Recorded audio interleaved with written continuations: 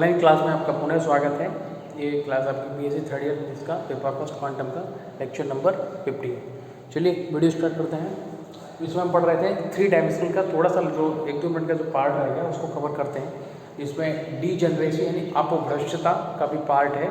देखिए जरा क्या था, ऊर्जा के आयतन मान समीकरण को लेकर हम चल रहे थे, ठीक है ना। यहाँ पर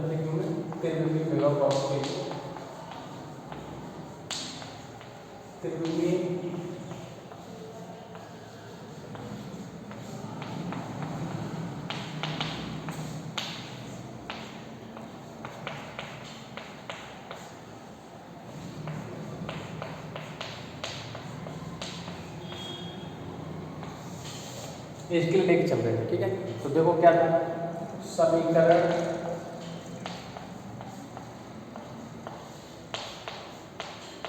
सात से क्या था, kx square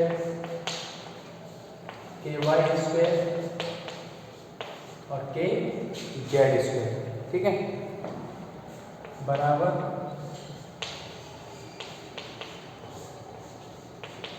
to M upon H का स्क्वायर। इनकी वैल्यू आप पुट कर देंगे तो इसकी वैल्यू क्या थी, n1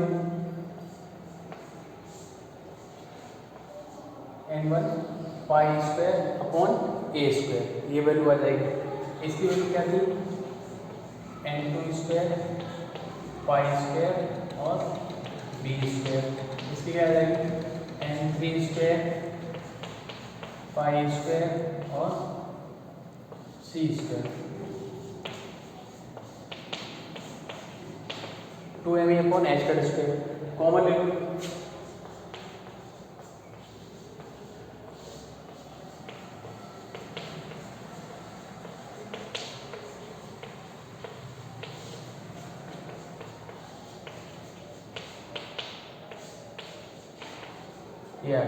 यहाँ से ई का मान निकालो।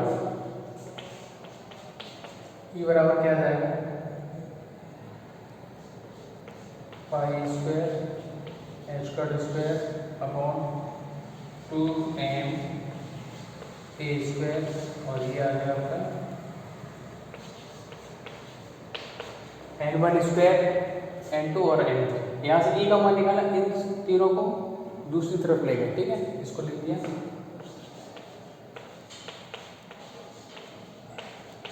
ठीक।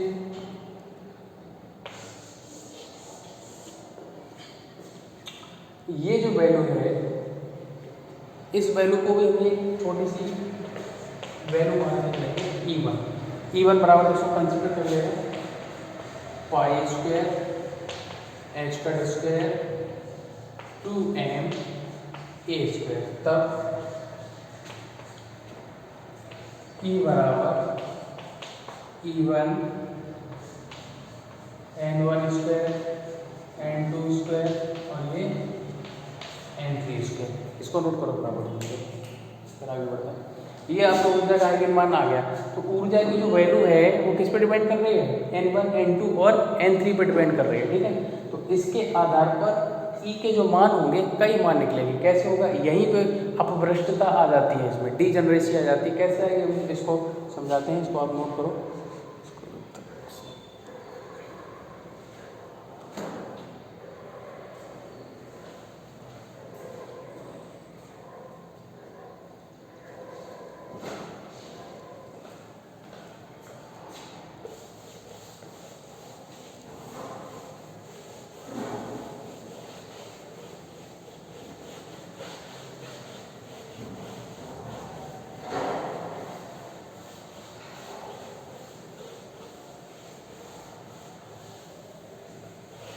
देखो इस समीकरण से स्पष्ट है कि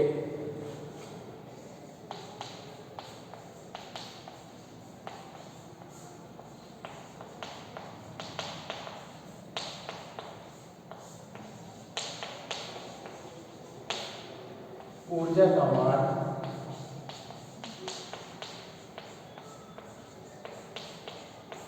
किस पर डिपेंड कर गया, n1 n2 व n3 के मानों पर। n1 n2 व N3 के मानों पर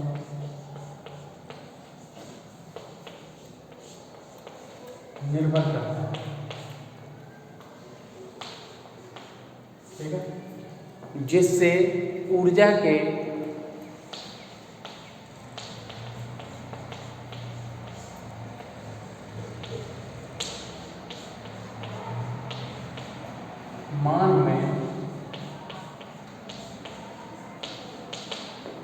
मान में क्या आ जाती है, अपभ्रष्टता आ जाती है, डिजनरेसी आ जाती है। ठीक है,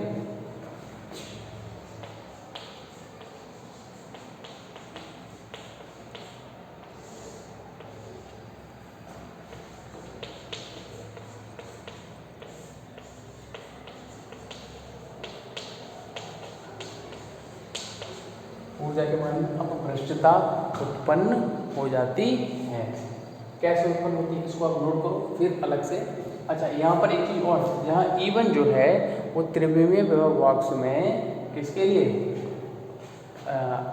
कण के लिए शून्य बिंदु ऊर्जा कहलाती है, 0 पॉइंट एनर्जी कहला जाती है। मैं लिख दे रहा हूँ है ना, जहाँ E1 त्रिविमीय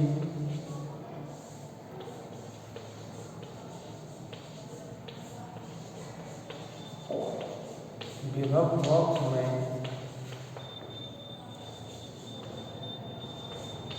कण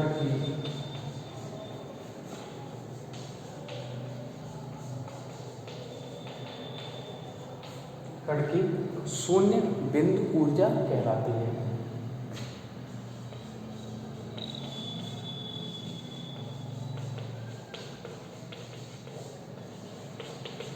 अब इसको आप नोट करो, फिर एक टेबल बनाएंगे, फिर हम देखेंगे कि वहां पर कैसे अपभ्रष्टता आती है।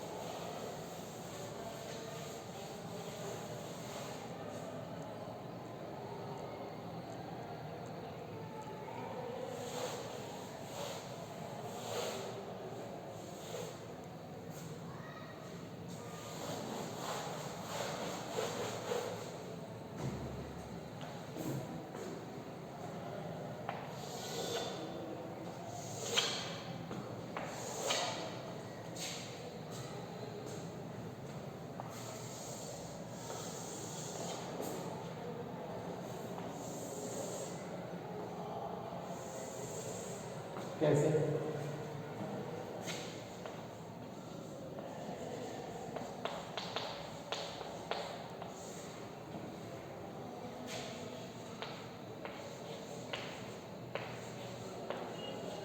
N1 N2 और N3 इधर अपभ्रष्टता, इधर ऊर्जा मान।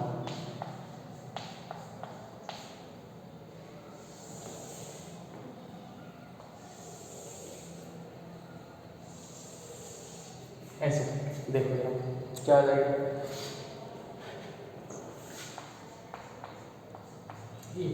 देखो जब N1 फॉर्मूला आपके पास है, मैं इधर लिख दे रहा हूँ, आप लिखना E1 N1 square N2 square और N3 स्क्वायर, ये वाला। ठीक है, क्या होगा, अब एक बात, N1 बराबर हमने क्या ले लिया, 0 ले लिया। क्या ले लिया, N1 0, N2 0, N3 0, E का मान टोटल क्या हो जाएगा, 0।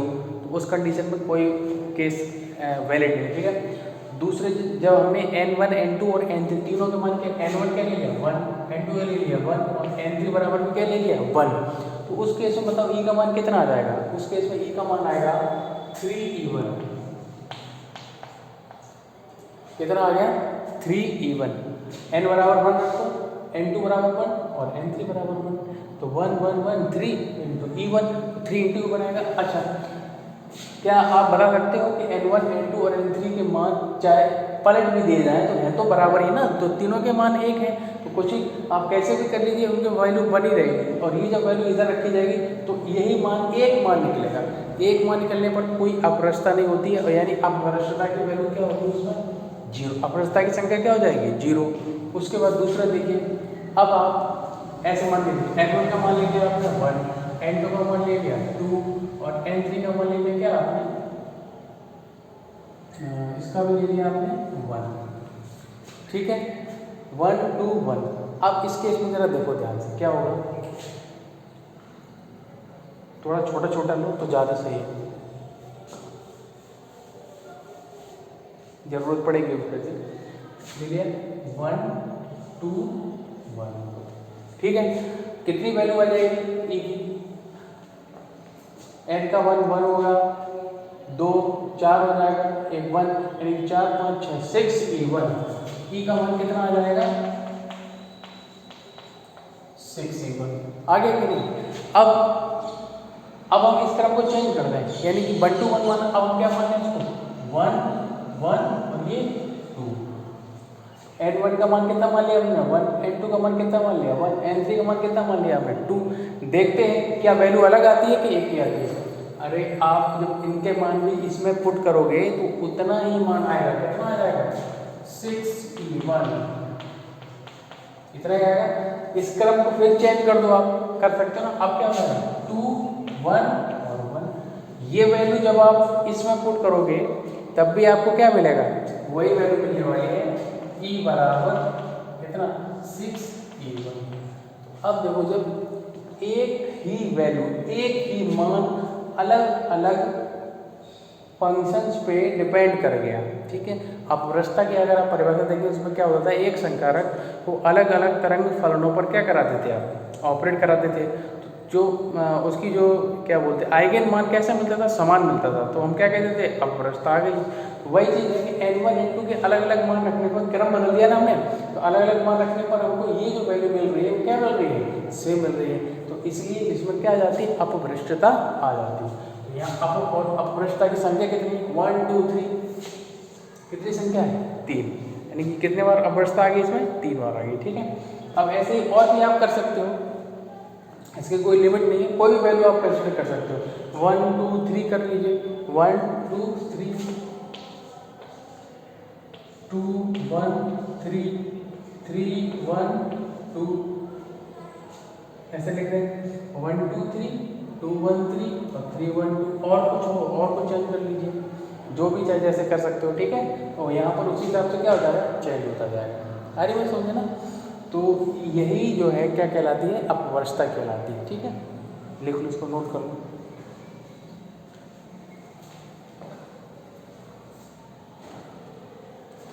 आप केवल इतने दोनों लाइन लिख देना, ठीक है। इसमें पढ़ोगे तो फिर और ज़्यादा भी वेरिएशन हो जाएगा। ठीक है, तो केवल इतना तक नोट करो।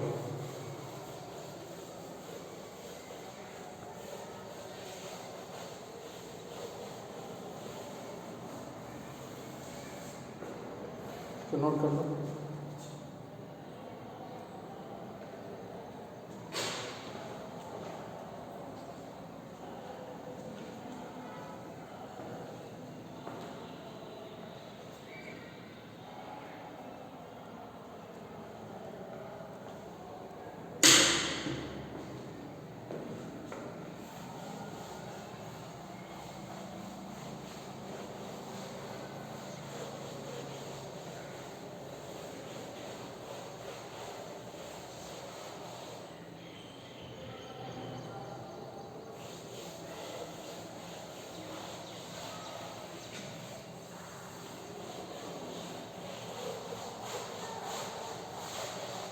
चलिए, ये हो गया आपका टॉपिक कंप्लीट, 3 डायमेंशन वाला। ठीक है, अब नेक्स्ट टॉपिक चलते हैं, वो है आपका विभव सीढ़ी, पोटेंशियल स्टेप या विभव सोपान।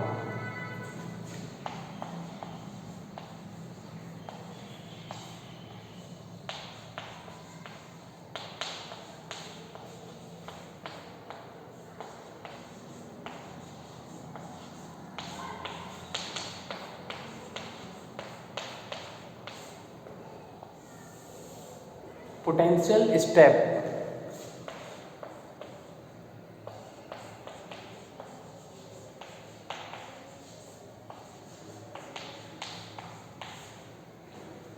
सीढ़ी को क्या बोलते हैं, स्टेप बोलते हैं। तो पोटेंशियल स्टेप सीढ़ी वही है जो आप चढ़ते हो छत पे जाने के लिए, वही सीढ़ी है, ठीक है। लेकिन यहाँ पर सिस्टम थोड़ा सा अलग है, यहाँ कुछ और अलग चीज़ जो है, यहाँ पर वो जो सीढ़ी है वो एक बैरियर के रूप में कार्य करेगी, ठीक है, अवरोधक के रूप में। तो ये विभव सीढ़ी है, विभव सोपान क्या होती है, देखो कि विभव सीढ़ी जो है वो आपका किसी गतिमान कण के पथ में, कोई कण गति कर रहा है, किसी गतिमान कण के पथ में उत्पन्न वह अवरोधक जिसकी विभव ऊर्जा बोल दीजिए चाहे स्थितिज ऊर्जा बोल दीजिए, जिसकी विभव ऊर्जा या स्थितिज ऊर्जा कैसी होती है, धनात्मक होती है, ठीक है, कैसी होती है, धनात्मक होती है। तो ऐसे अवरोधक को हम क्या कहते हैं, विभव सीढ़ी या विभव सोपान कहते हैं। उसी के बारे में हम यहाँ पर स्टडी करेंगे, क्या कि किसी गतिमान कण के पथ में उत्पन्न वह अवरोधक जिसकी स्थिति ऊर्जा, जिसमें क्या होती है, स्थिति ऊर्जा या विभव ऊर्जा होती है, जिसका मान क्या होता है, धनात्मक होता है, पॉजिटिव पोटेंशियल एनर्जी रहेगी, नेगेटिव नहीं रहेगी, ठीक है। नेगेटिव आगे आएगी जब पोटेंशियल बेल पढ़ाएंगे ना, विभव कूप, विभव कूप पढ़ाएंगे, इसके बाद के जो टॉपिक्स हैं वो आपके विभव कूप हैं।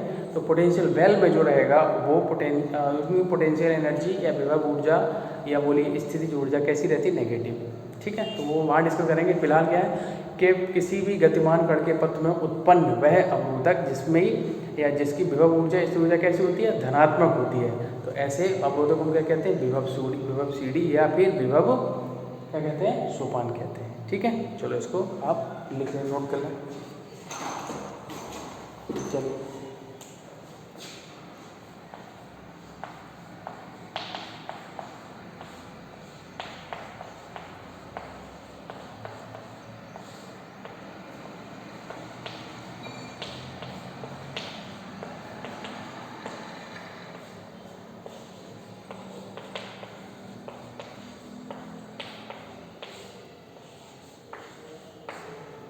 उत्पन्न वह अवरोधक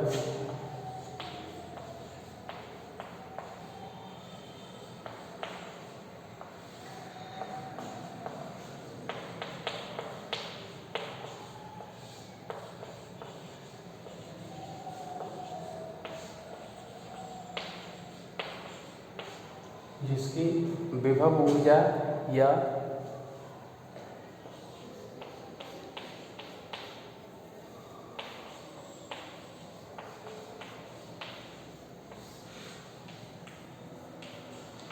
स्थिति ऊर्जा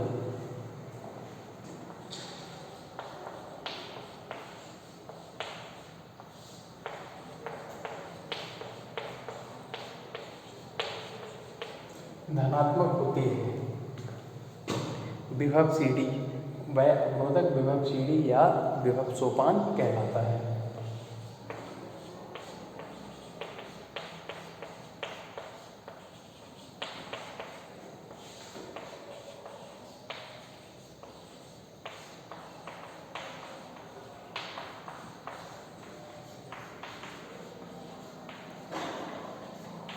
विभव सीढ़ी या विभव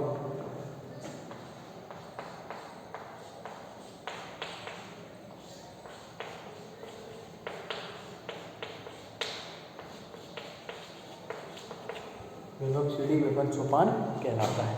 जैसे इस टाइप ऐसी सीढ़ी होती है ना, ये ऐसे करके और आगे तक, लेकिन अभी हमने केवल इतना, तो ये जैसे कोई पार्टिकल इधर गति कर रहा है, ये आ गया ना अवरोधक, ये है बैरियर, ठीक। एनर्जी इसी की एनर्जी रहती है, कितना V पोटेंशियल एनर्जी लेके चलो, कितनी भी हो सकती है, यहाँ पे क्या हमने V का मान लिया, ठीक है। तो ये आपका बैरियर आ गया है इस कण की गति में। तो ये क्या क्या रहेगा आपका, जैसे यहाँ V बराबर में क्या मान लें, V0, यानी कि इस पोटेंशियल स्टेप या विभव सीढ़ी की पोटेंशियल एनर्जी कितनी है, V0, ठीक है। इस केस में ये क्या, क्योंकि ये प्लस V0 है, तो फिर ये अवरोधक क्या कहलाएगा, बैरियर क्या कहलाएगा, ये आपका पोटेंशियल स्टेप यानी विभव सीढ़ी कहलाएगा, ठीक है। इसको हटा दो, नोट करो इसको परिभाषा को।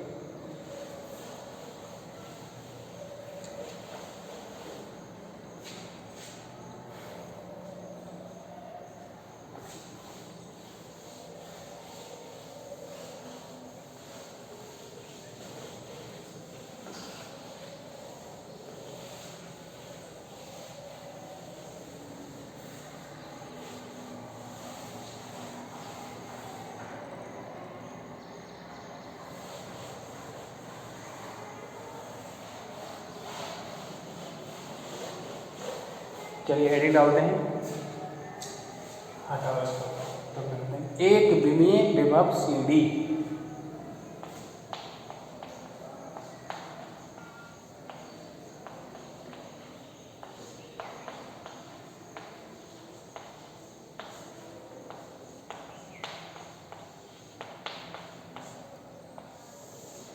1 डायमेंशनल पोटेंशियल स्टेप, उसमें जब कोई कण गति कर रहा है तो उसके सामने 1 डायमेंशनल पोटेंशियल स्टेप आ जाती है, तो उसको हमको उससे रिलेटेड वेव फंक्शन को हमको क्या करना है, सॉल्यूशन करना है। ठीक है, चलिए इसका डायग्राम है, डायग्राम बनाते हैं पहले।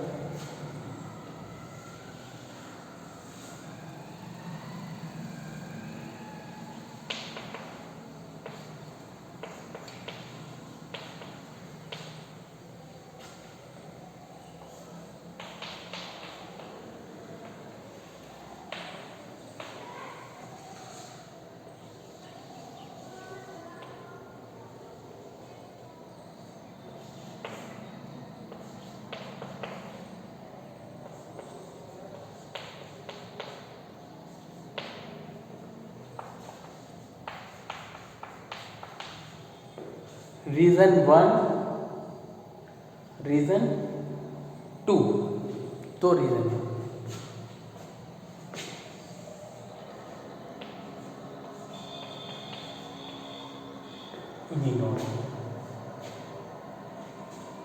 देखो जरा, इधर से कोई m द्रव्यमान का कण है, वो गति कर रहा है इधर की ओर, विभव CD की ओर। तो रास्ते में क्या उसके आ गई है, विभव CD आ गई, अवरोधक के रूप में आ गई। उस विभव CD की पोटेंशियल एनर्जी कितनी है, विभव ऊर्जा कितनी है, V0। V बराबर हमने कितना लिया, V0, यानी कि जो पोटेंशियल स्टेप है, जो विभव CD है, उसकी एनर्जी कितनी है, V0 ले ली।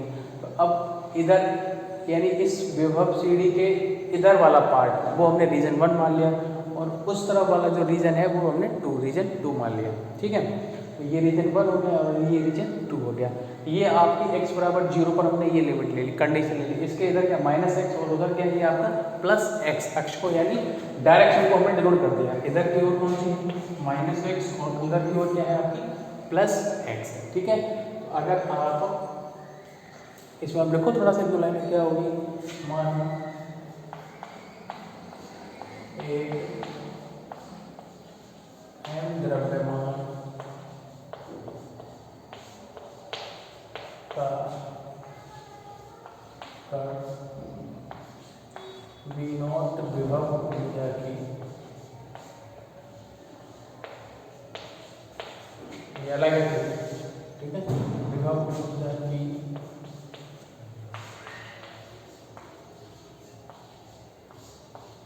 विभव CD की ओर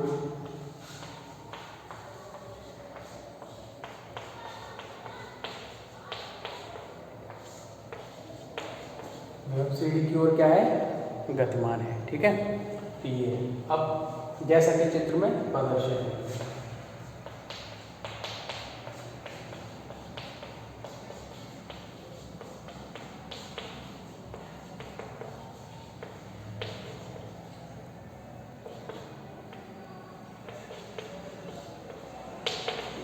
अब गणितीय रूप इसका भी लिख लेंगे, मैथमेटिकल कुछ टर्म एंड कंडीशन है उनके लिख लो।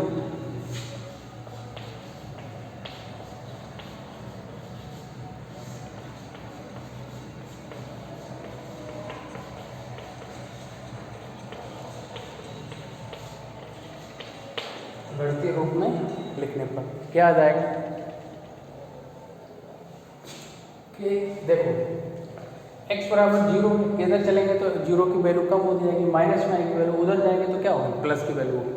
तो x बराबर जब x की वैल्यू 0 से क्या होगी, छोटी होगी, यानी कि इस रीजन की बात कर रहा है वो, तो इस रीजन में v बराबर क्या है, 0। ठीक है, दूसरा जब x is greater than 0, x is greater than 0, उस कंडीशन में क्या होगा, यानी उस रीजन किसकी बात कर रहा है वो, रीजन 2 की बात कर रहा है। तो क्या आ जाएगा, v बराबर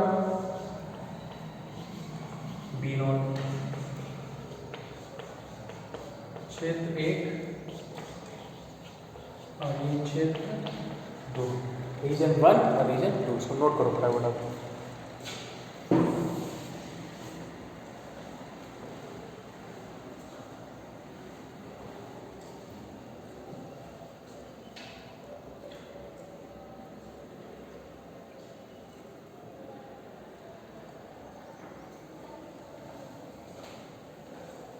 चलिए बताओ उसको।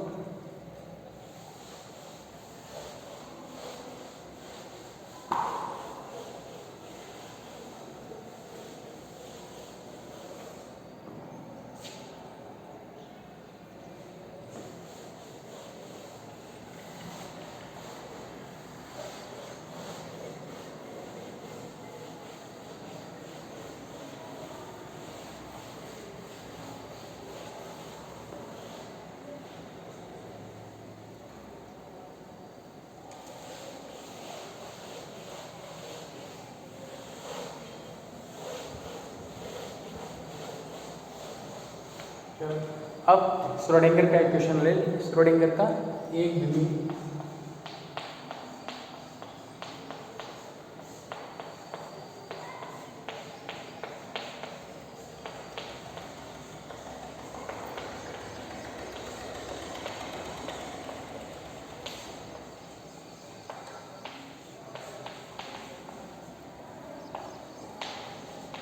श्रोडिंगर का एक द्विमीय काल मुक्त समीकरण क्या हो जाएगा? श्रोडिंगर का एक द्विमीय काल मुक्त समीकरण देखिए क्या है कि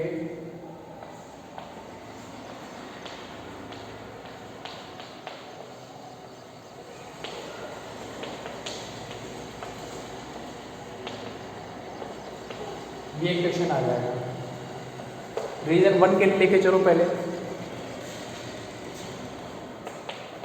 समीकरण डाल दो इसको। क्षेत्र 1 के लिए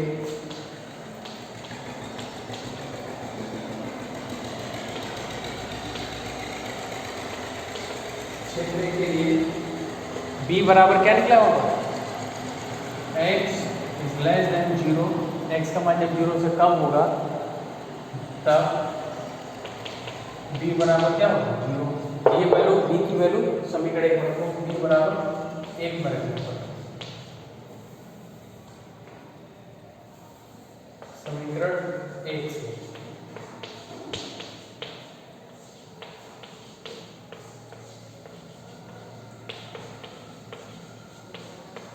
टू एम एच का स्क्वायर बराबर 0, इसको डाल दो समीकरण नंबर 2। ठीक है, ये आ गया आपका समीकरण नंबर 2। अब इसमें क्या करेंगे, इधर साइन तो रहेगा ना,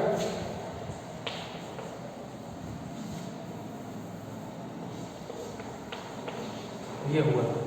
ठीक है, ये आ गया आपका समीकरण नंबर 2। अब इसमें ये जो वैल्यू है इसको हम क्या है एक अलग कांस्टेंट पुट कर देंगे। ठीक है, और उसके बाद वैल्यू लिख देंगे कि द्वितीय घात का या सेकेंड ऑर्डर का द्वितीय कोटि का आपका समीकरण है जिसका हल निम्नलिखित होता है। ठीक है, तो इसके आगे का जो है वो नेक्स्ट वीडियो लेक्चर में करते हैं। ठीक है, ओके। और बाकी कोई अगर डाउट हो तो आप मेरे को पूछ सकते हो। ठीक है।